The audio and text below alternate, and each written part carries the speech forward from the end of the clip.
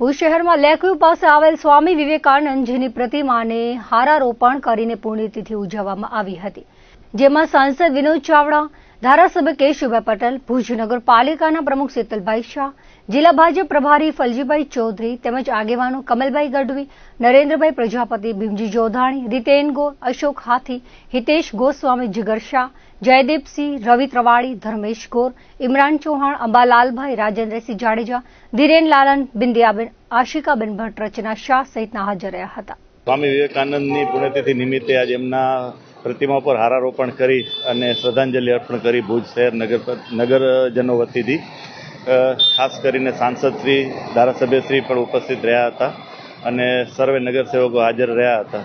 સ્વામી વિવેકાનંદ એક આધ્યાત્મિક પુરુષ હતા અને જે યુવાઓના પ્રેરણા હતા, સ્વામી કહેવાતા હતા, જે દેશ માટે મહાન કાર્ય બધે કરેલા છે અને યુવાધનને જે માર્ગદર્શન એમને પૂરું પાડ્યું. આજની તારીખમાં પણ એ યુવાધન એમના માર્ગદર્શન હેઠળ જતું હોય છે. એ રીતે એમની પ્રતિમા પર હારારોપણ શ્રદ્ધાંજલિ અર્પણ કરી આજે.